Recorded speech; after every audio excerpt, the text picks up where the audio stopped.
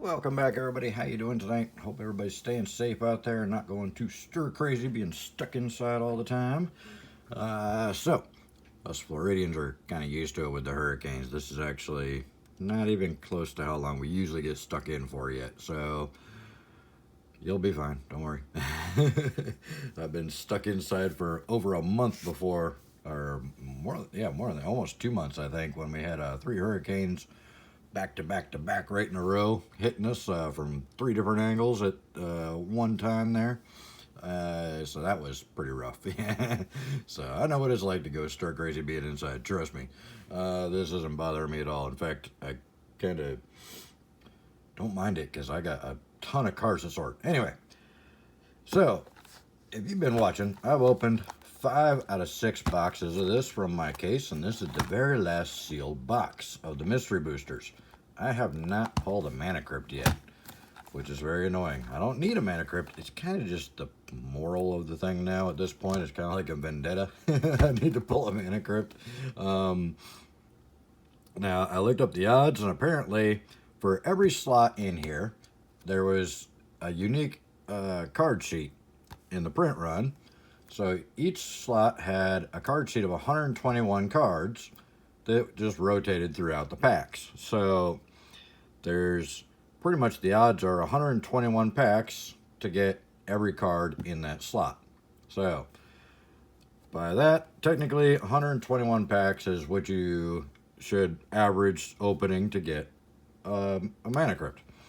And 5 boxes at 24 packs is 120 packs. I'm 1 short. So, the first pack should be a mana crypt, right?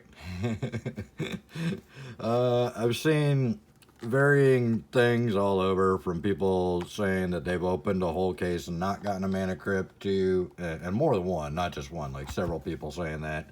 And then several people saying they pulled 2 mana crypts in 1 box. So, I think the way that they did the sorting on the boxes is probably the issue.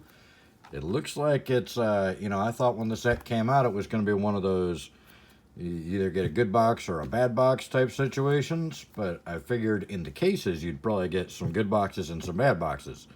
It appears that it's good cases and bad cases, and apparently I got a pretty, I'm not going to say bad case, because I have made more, I've got more value in cards than I paid for each of the boxes.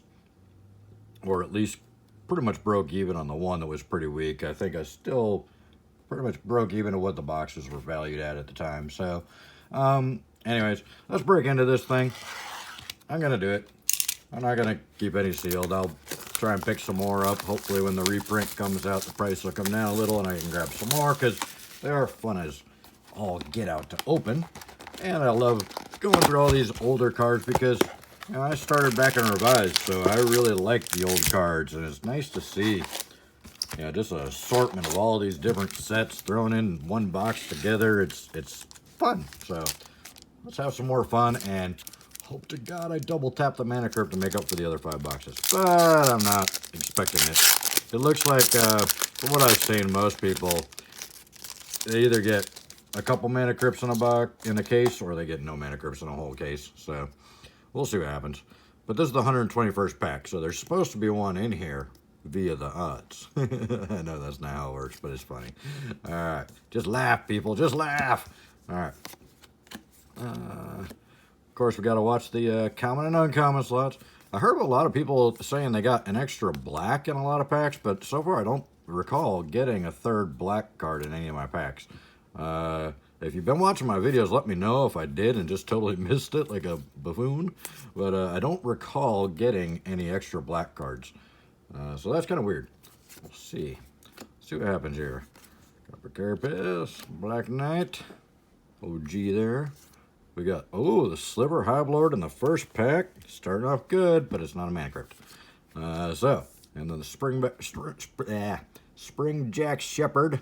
They do this on purpose. I swear, Wizards does this on purpose. They name things like this just to be tongue twisters, because they think they're funny. They think they're funny out there. All right, anyway.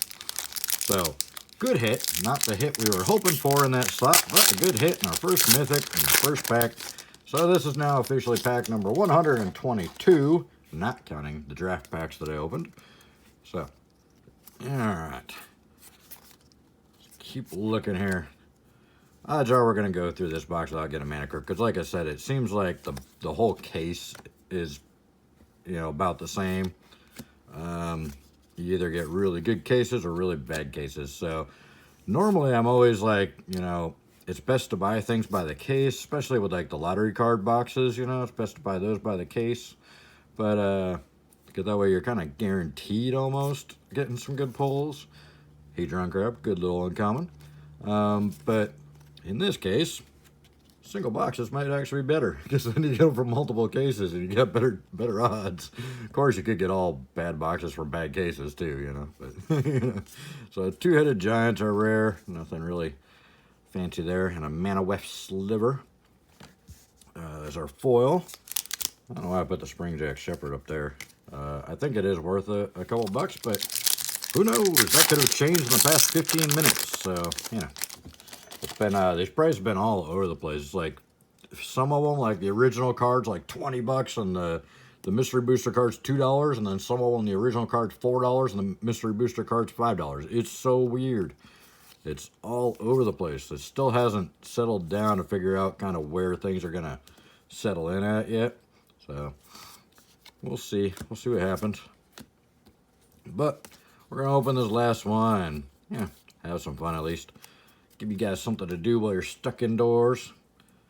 Like I said, us Floridians are kind of used to this. It's not a big deal for us right now. The lack of income is kind of hurting a little. Urza's Rage is a rare. And a Spike Feeder. Look at that. Little 40 Spike Feeder. I pulled one of these in my in the draft that I did for this. It was a blast. This little guy can do some damage, man. He's fun. I have somebody that I happen to know wants that one, so I'm gonna kind of toss that aside. So I'm gonna hook somebody up once I get over the remnants of this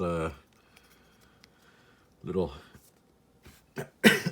illness that I'm getting over here. Well, I wasn't able to do videos for a few days here, so once I heal up, so I know I'm not sending any germs his way, I'll send some stuff over to him. Give him something to do while he's locked inside. All right. Miss Metal Witch. So I hope all you guys got to draft it at least once. Meddling Mage, nice card. And All Is Dust, another nice card. And a Conspiracy for a foil, decent. Not too bad. Rares were pretty decent in that one. We did get what, 3 rares, because I think Conspiracy was a rare also. So, not bad at all. I really missed the Time Spiral block.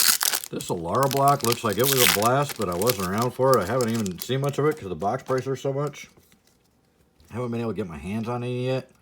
Let me know what you guys thought of the Alara sets. And which one was better, Shards of Alara or Alara, what was it, Returns or Alara, something. Let me know which one of those sets was better, which one I should actually think about grabbing if I get a good deal on it over the next couple of months. I have a feeling there's going to be a lot of good deals on boxes over the next couple of months, and I'm hoping to take advantage of some of them. My income obviously is going to get hurt by this like everybody else's, so don't know how much I'll be able to do without... that was a pretty weak pack. We got 3 rares, but none of them were really that good. Tower of Aeons, Boom Pile, and Boundless Realms. Boundless Realms is alright. But, don't know how much I'll be able to do, because, yeah, like I said, my income's taking a big hit, because I was actually out of work, midweek. The week before, everything kind of got shut down on counterspell. Before the government kind of forced everything to shut down. So I was already out of work, missing work because I had gotten sick early.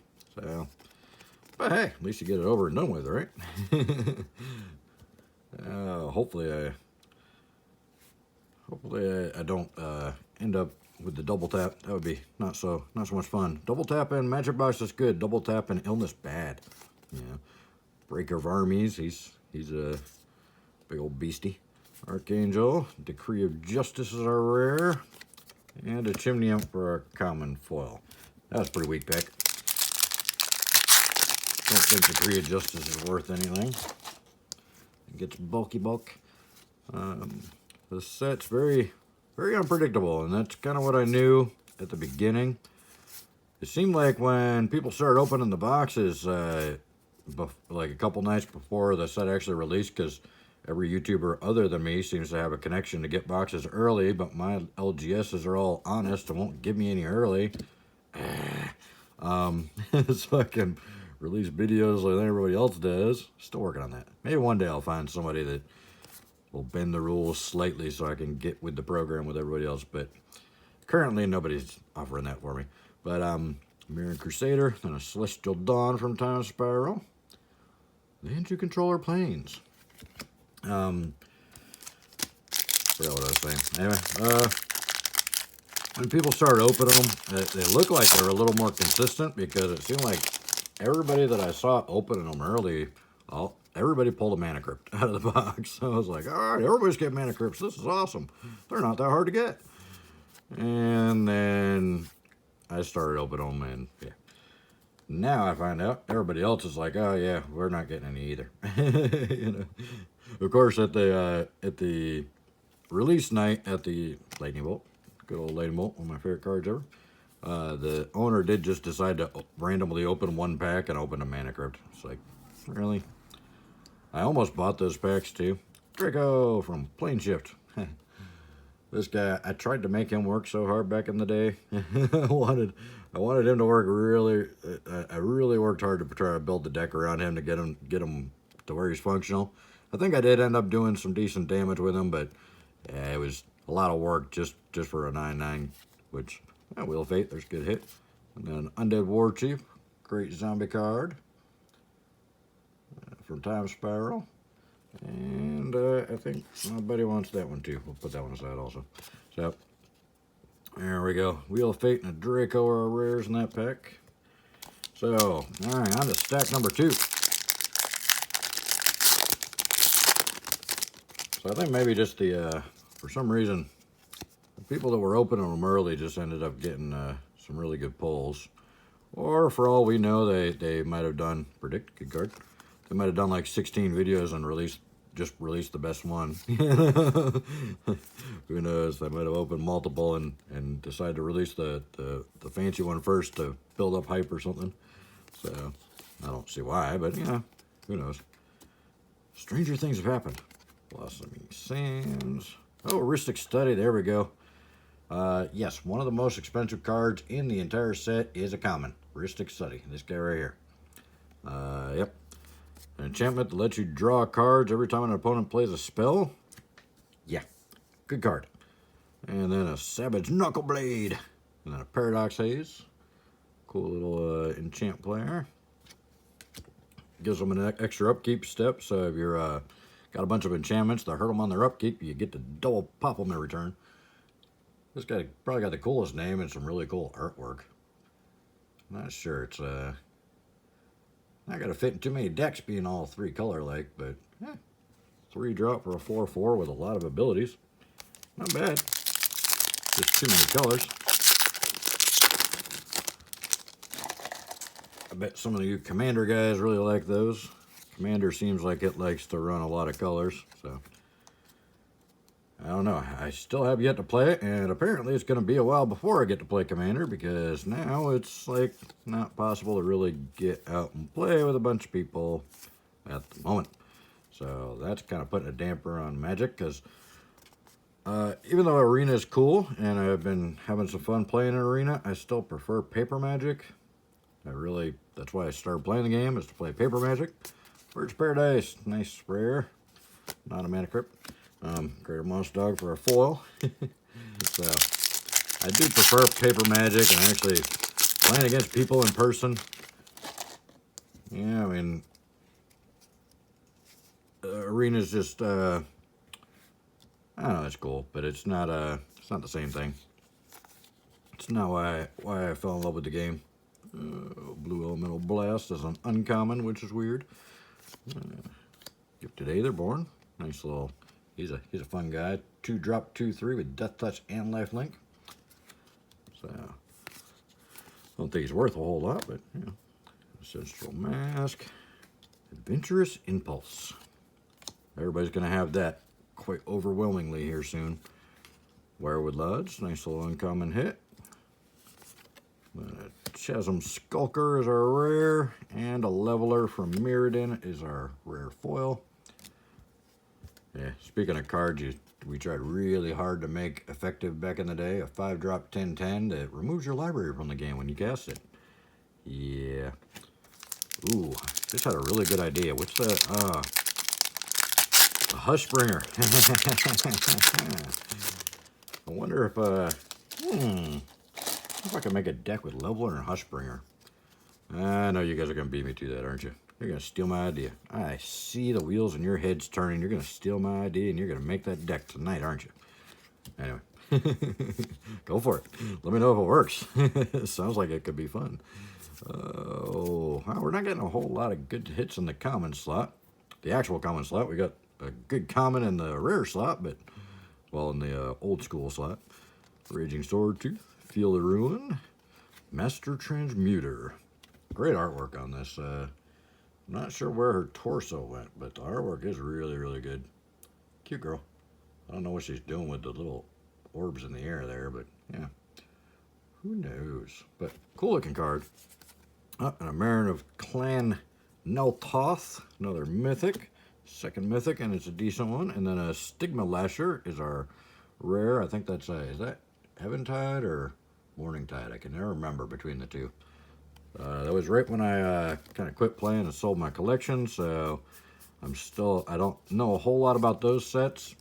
The Lorwyn, Morningtide, Eventide era is when I stopped playing. So I did get some of those cards at the beginning, and I still have some of the like set books and stuff from the fat packs, but I'm not too familiar with them because I was, you know, stopping and weaning off at the time due to my serious girlfriend wanting more of my time and having to pay bills and good old life and adulting. Try not to adult. If you're young, stay young. Just don't get older. It's much easier that way. Hell Awakening. Good old card from Visions. Good old artifacts. I do miss the old artifact borders. I think these look more like artifacts than the new artifacts do. Ever a Halicon Witness. Let me get a Witness. And then a Pull from Eternity. From Time Spiral. A lot of cool Kamigawa and Time Spiral foils in here. In this set, which I like, because those are two really, really fun blocks that I was playing real heavily during. So, I do miss those times, and the old hindsight being 2020, I sure as hell wish I knew back then how much those cards were going to be worth now, because at the time we were like, oh, these aren't going to be worth anything. They're so overprinted. They're printed to infinity, we said. They weren't printed 100th of what cards are printed now. Probably not even 1,000th. Yeah. So it's pretty funny that we thought, oh, Lightning Greaves, good hit. Yeah, we thought they were printed to infinity back then and they weren't going to be worth anything. You know, the only Alpha, Beta, and Unlimited are going to be worth anything. And Arabian Nights, Antiquities, and Legends. That's it, because everything else is printed to infinity. Even Fallen Empires. Bonalia, decent little rare. Night Howler. And a Knowledge Pool for our foil rare. So, we got, what, three rares and a Lightning Greaves in that pack. Not too bad. Yeah, when I hear people talk about how today's cards aren't going to be worth anything because they're printed to infinity, it reminds me of that totally, because that's what they were saying back with Fallen Empires. I was around at the time. Now, yes, they did not go up very much because the set was terrible. Brainstorm's a good card. The set was absolutely awful. I mean, there's really hardly anything usable in that set. It's like 3 cards in that set you can actually use in a deck. But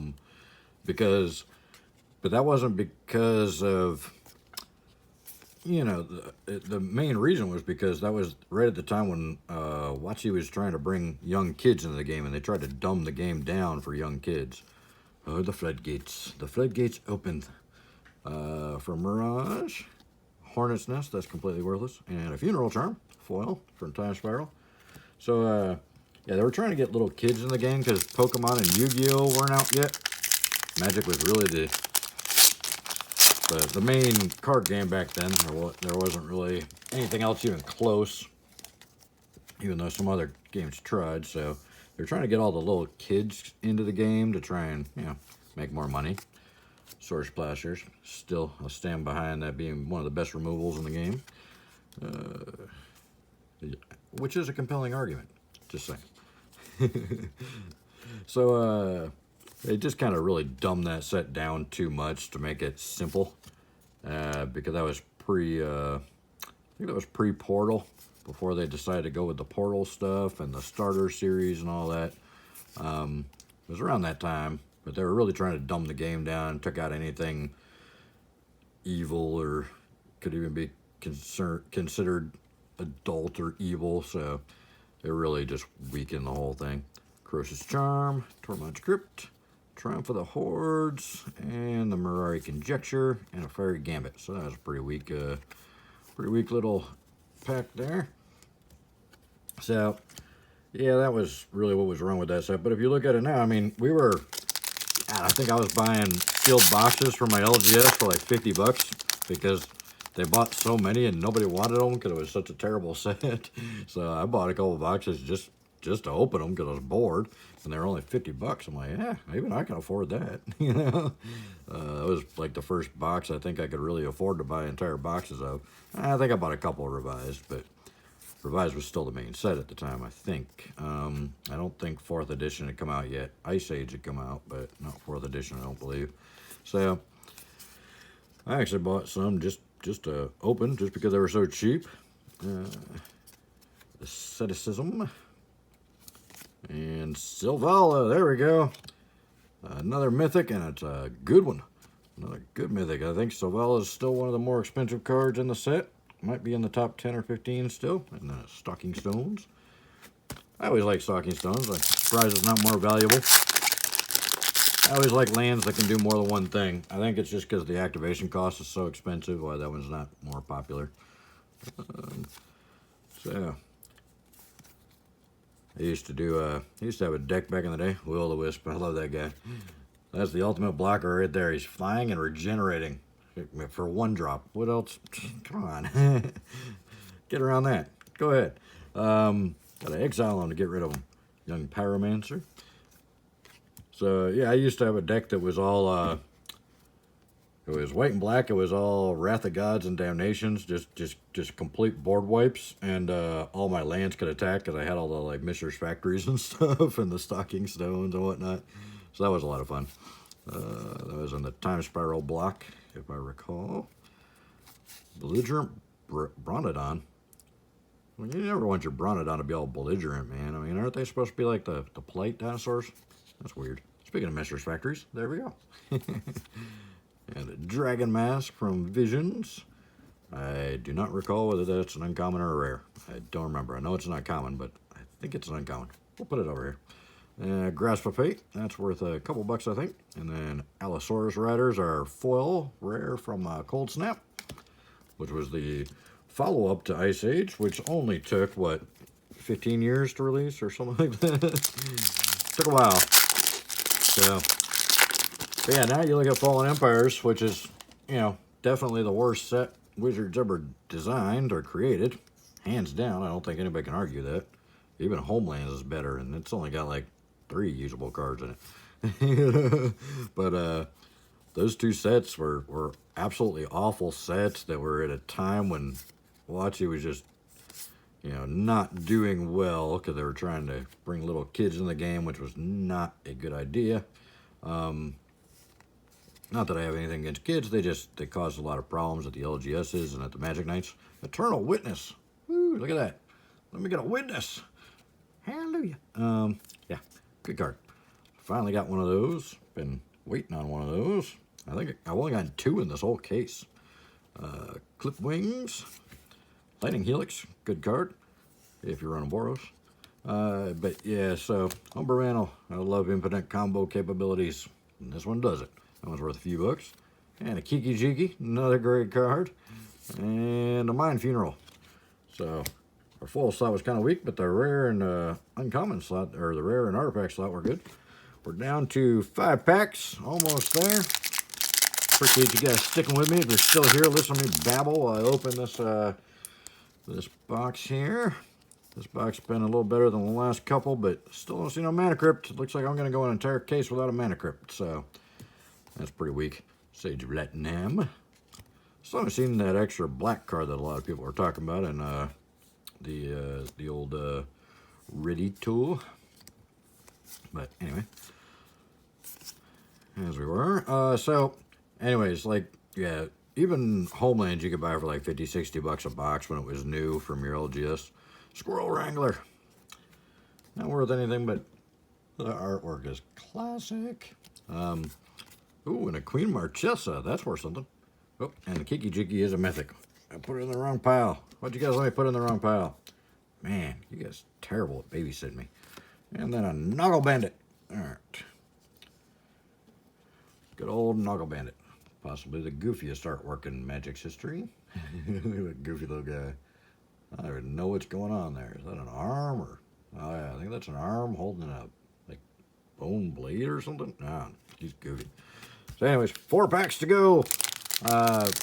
As cheap as those boxes were and as terrible as those sets are, you look at them now, you can't get a box of Fallen Empires for less than $250, and you can't get a box of Homelands for less than like $300. So even as terrible as they are and as overprinted and printed to infinity as they were, you can still, you would have made a lot of money on them if you had held them. So if you held them all these years, you'd be banking.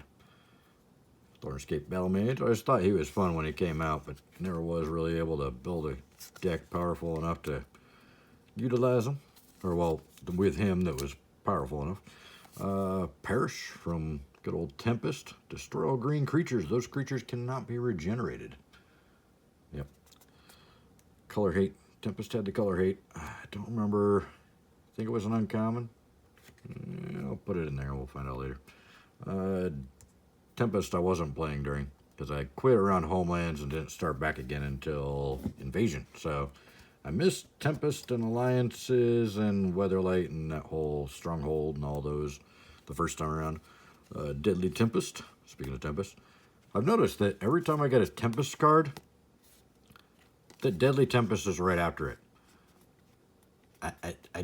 I don't know, because each slot's supposed to be 121 different cards that are completely randomized, but it seems like every time I get a Tempest card in the old school slot, I get Deadly Tempest. It's weird. Alright, anyway. Moving on. Another Spike Feeder. Yay. Get one for myself. Actually, I got a couple of them already. But 3 packs to go. What do you think? Think we're going to get a mana crypt in the close, or do you think we're going to go an entire case with no crypt?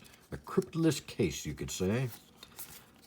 I have a feeling we're going to go cryptless, because it looks like when you get a case that is kind of weaker overall, it tends to not have any crypts in it in the whole case. From what I've been reading from other people, anyway. I don't know. We'll find out here in a few more. Hey, Fatal Push. Nice. Good uncommon hit. We're getting some decent uncommon hits. Of course, I would really prefer to get another Demonic Tutor if we're going to get some good uncommon hits. But hey, we won't complain too much. Oracle of Nectars. So a rare, Meandering Tower Shell, and a Mindslaver from Mirrodin. Mirrodin was such an awesome block to draft. I missed that one a lot. Yeah, when I came back the first time there around Invasion, I didn't really play a lot during Invasion. I was mainly just doing kitchen table magic during the Invasion block. And then I started going to LGSs and doing Friday Night Magic in the Mirrodin block when Mirrodin came out, and whew, that was a lot of fun. Artifact Madness, man. Darksteel, still one of my all-time favorite sets from that block, and I really missed the 3-set blocks. The 3-set blocks were so much more fun than this random, hey, let's do a set from this block, and hey, let's do a set from this block, and hey, let's do a set from that block. Yeah, it's weird. There's no real, I don't know, there's no real uniformity to it. You got a Violent Ultimatum and a Phyrexian Arena. Nice rare hit there. And another Undead Warchief. So I doubled up on the 2 cards that I plan on giving to my buddy there. So, alright. Last pack. Is there a mana crypt? I'm going to say no. I'm going to say we're probably going an entire case without a crypt. That is pretty weak. wotc, that's weak. Yeah. Over $600 and no mana crypt. Not cool, man. Not cool. Alright, so let's see what we do get in this last pack here, though. Elvish Warrior. Jungle Barrier. A Diamond Mare. Yeah, this looks like a weak pack overall. Brimstone Dragon from Portal. And our rare is Mizzix Mastery. And our foil is a Helix Pinnacle. Yeah, weak pack for the last pack. So, I mean, Mizzix Mastery is worth a couple bucks, I think. But, not much. I think the Helix Pinnacle might be worth a buck or two. But yeah, not much of anything exciting.